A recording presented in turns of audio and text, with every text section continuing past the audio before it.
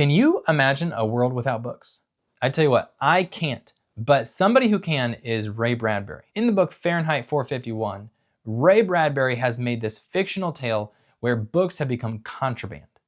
Books allow people to think, and thoughts and ideas are dangerous. And so in the book, this extreme censorship and indoctrination is employed. The main character of the book is this guy named Montague, who is a firefighter. But in Bradbury's world, firefighters don't put out fires, they start fires. Firefighters are called in to burn books and buildings with books, and occasionally there are people that they burn with the books. Well, early in the story, Montague meets this girl who is a little bit different. She's an oddball. And she is somebody who goes on strolls through the neighborhood. She looks up at the stars. She doesn't watch TV all the time. In Fahrenheit 451, people have on their entire wall, it's a screen for a TV.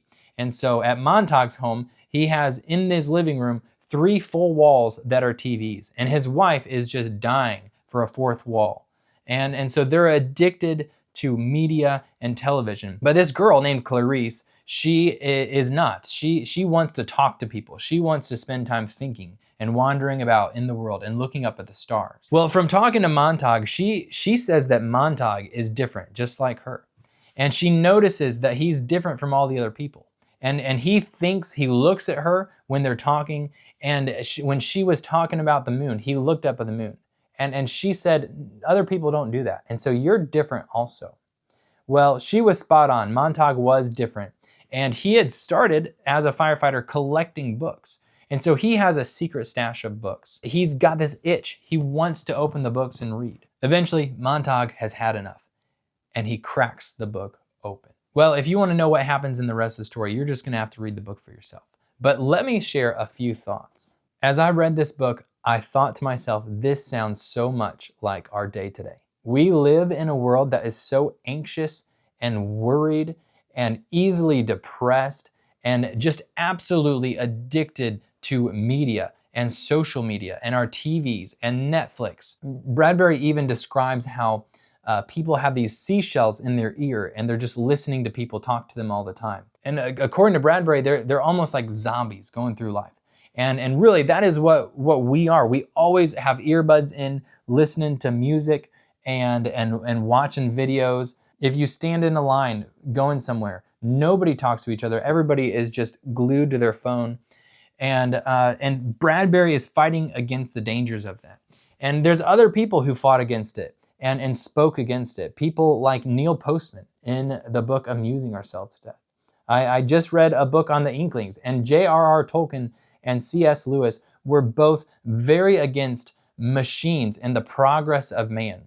Well, I feel like our world thinks that we are so smart because we have made machines and we can move fast. We have things that older generations don't have. And because of that, we think we're wise or smart or better than them. According to Neil Postman in Amusing Ourselves to Death, he says that our waters are being poisoned slowly. And what we need is older and clearer and purer waters. Even though books are not illegal in our country and in our society right now, for most of us, they're probably just sitting on a shelf collecting dust.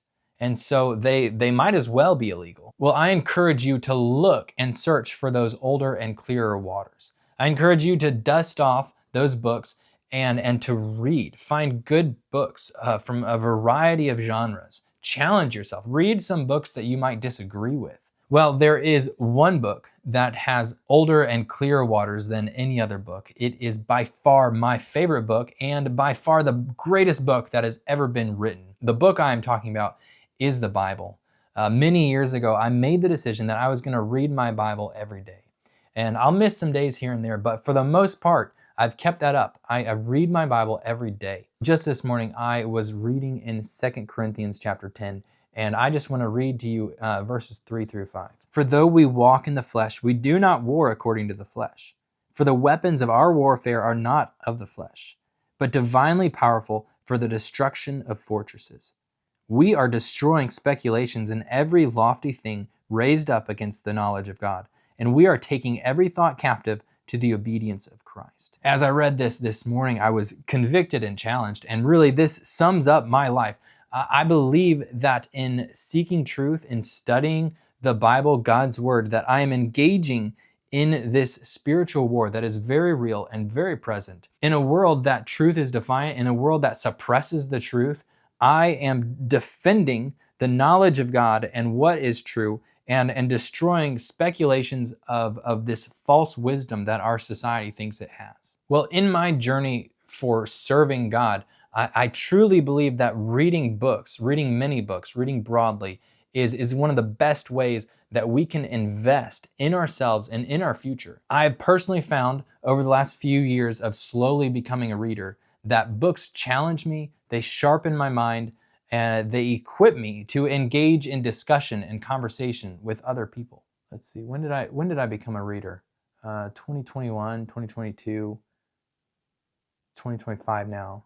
Just 4 years ago, I was not a reader, but I have slowly seen the importance of books. And my encouragement to you is to dust off books on your bookshelf. Become a reader. Become a skilled reader. There are ways that you can read books better, to understand and to remember and to challenge yourself and sharpen yourself. But most importantly, I encourage you to read the Bible, read it daily, read it book by book, read it cover to cover. Even if you're somebody who is like, I don't even believe the Bible to be true, I would challenge you to read it. The Bible is the greatest book I have ever read by far. From reading Fahrenheit 451, I now see books as an even greater treasure than I did before. Another thing that Fahrenheit 451 convicted me to do is I have now started sitting outside for just 5 minutes before bed.